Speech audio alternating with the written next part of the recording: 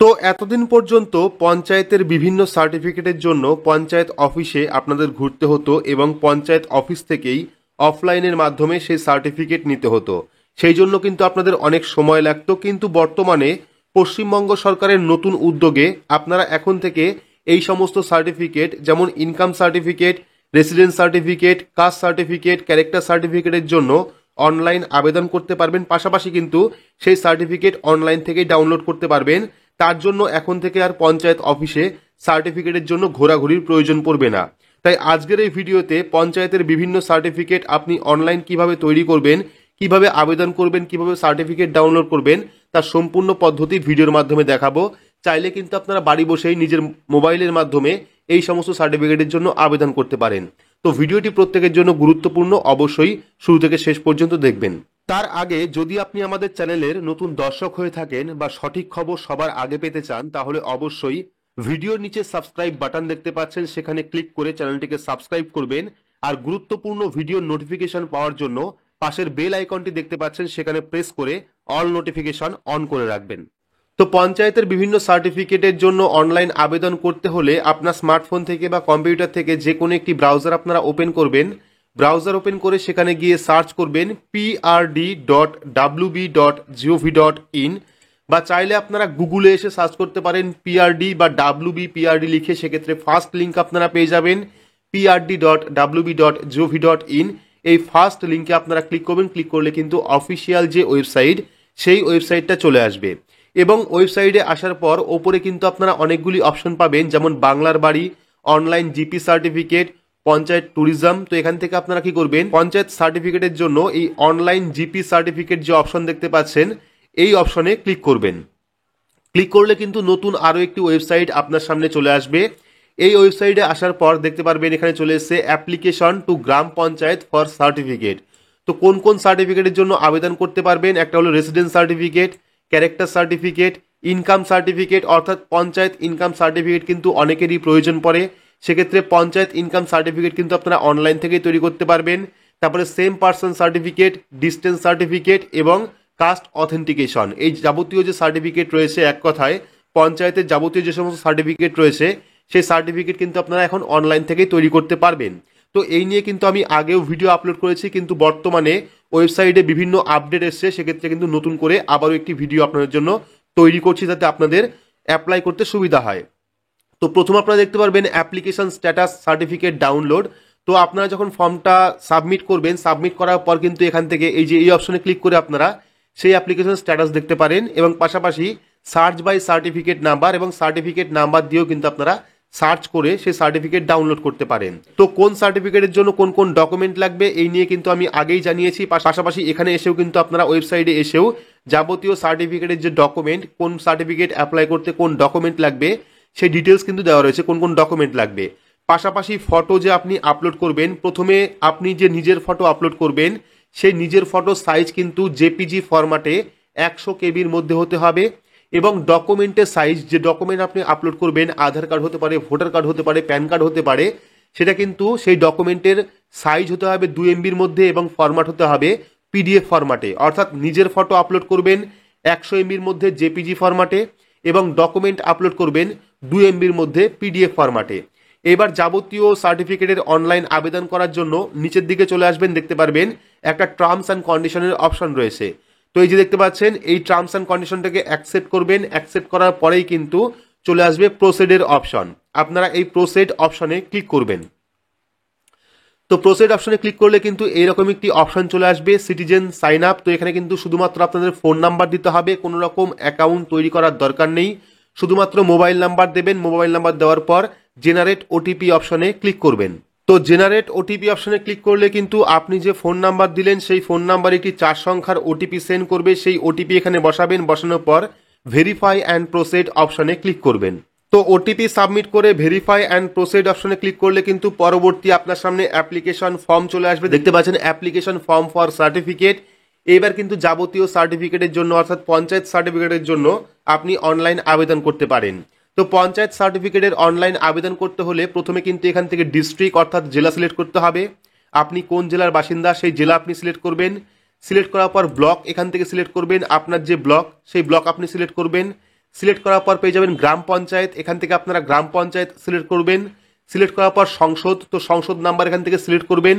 যদি আপনি না জানেন সংসদ নাম্বার কি, সেক্ষেত্রে আপনারা গুগলে সার্চ করতে পারেন বা আপনার পঞ্চায়েতে গিয়ে বা অনলাইন কিন্তু সার্চ করতে পারেন যে আপনার সংসদ নাম্বার কত আছে। সেক্ষেত্রে সংসদ নাম্বার দেবেন, দেওয়ার পর অ্যাসেস নাম্বার পেয়ে যাবেন। তো অ্যাসেস নাম্বার না দিলেও চলবে, এখানে রিলেশন উইথ অ্যাপ্লিকেন্ট এটাও না দিলে চলবে, ঠিক আছে। অ্যাসেস নাম্বার, অ্যাসেস নেম এবং রিলেশন উইথ অ্যাপ্লিকেন্ট এই তিনটি না দিলেও চলবে। যেখানে স্টার মার্ক দেওয়া থাকবে লাল রঙের সেই সমস্ত জায়গা কিন্তু ফিল আপ করতে হবে। তো এখানে আমরা ডিস্ট্রিক্ট, ব্লক, গ্রাম পঞ্চায়েত এবং সংসদ নাম্বার সিলেক্ট করেছি। সিলেক্ট করার পর পেয়ে যাবেন অ্যাপ্লিকেন্ট ডিটেলস। এবার কিন্তু যার নামে আপনি সার্টিফিকেট অ্যাপ্লাই করবেন তার কিন্তু সমস্ত ডিটেলস এখানে দিতে হবে। তো ডিটেলস দেওয়ার জন্য প্রথমে পেয়ে যাবেন অ্যাপ্লিকেন্ট ডিটেলস। তো প্রথমে জেন্ডার এখান থেকে সিলেক্ট করতে হবে, আপনি মেল না ফিমেল না আদার্স, সেক্ষেত্রে সিলেক্ট করবেন। সিলেক্ট করার পর পেয়ে যাবেন এখানে অ্যাপ্লিকেন্ট নেম। এবার কিন্তু যার নামে আপনি সার্টিফিকেট নেবেন তার কিন্তু নাম এখানে লিখতে হবে, নাম দিয়ে পদবি দিয়ে। লেখার পর পেয়ে যাবেন গার্জিয়ান নেম। তো এখানে গার্জিয়ান নেম দেবেন, অর্থাৎ বাবা অথবা স্বামীর নাম দেবেন এখানে।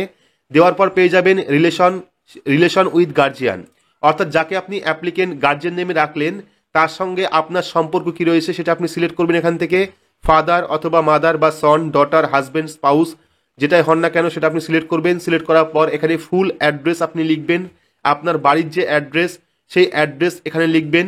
লেখার পর পেয়ে যাবেন পোস্ট অফিস, আপনার যে পোস্ট অফিসের ঠিকানা রয়েছে সেই পোস্ট অফিসের ঠিকানা এখানে লিখবেন। লেখার পর পেয়ে যাবেন পুলিশ স্টেশন, আপনার যে থানার নাম পুলিশ স্টেশন সেই থানার নাম এখানে লিখবেন। লেখার পর পেয়ে যাবেন ভিলেজ, তো এখান থেকে ভিলেজ আপনাকে সিলেক্ট করতে হবে, আপনার গ্রাম কোনটা সেই গ্রাম আপনি সিলেক্ট করবেন। সিলেক্ট করার পর পেয়ে যাবেন পিনকোড, আপনার এলাকার যে পিনকোড সেই পিনকোড নাম্বার এখানে দেবেন।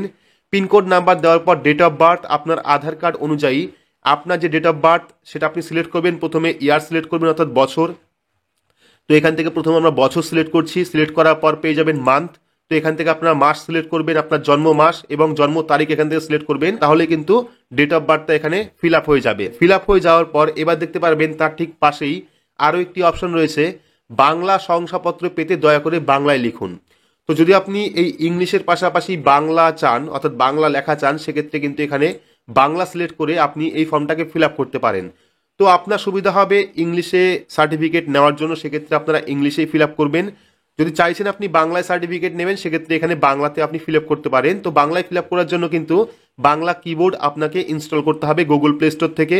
যদি আপনি কম্পিউটার থেকে করেন সেক্ষেত্রে কম্পিউটারের সফটওয়্যার রয়েছে বাংলা সফটওয়্যার, সেক্ষেত্রে কিন্তু আপনি বাংলা ভাষা লিখতে পারেন। তো বাংলা ভাষা লেখার জন্য প্রথমে আবেদনকারীর নাম লিখতে হবে, লেখার পর অভিভাবকের নাম লিখতে হবে, তারপরে অভিভাবকের সাথে সম্পর্ক কী রয়েছে সেটা লিখতে হবে, রিলেশন, তারপর ঠিকানা লিখতে হবে, তারপর ডাকঘর কোনটা রয়েছে, থানা কোনটা রয়েছে, গ্রাম কোনটা রয়েছে, পিনকোড কোনটা রয়েছে এবং জন্ম তারিখ কোনটা রয়েছে সেটা আপনাকে লিখতে হবে। লেখার পর তার পরবর্তী অপশন পেয়ে যাবেন সার্টিফিকেট অ্যাপ্লাই ফর। এইবার আপনি কোন সার্টিফিকেটের জন্য অ্যাপ্লাই করতে চাইছেন।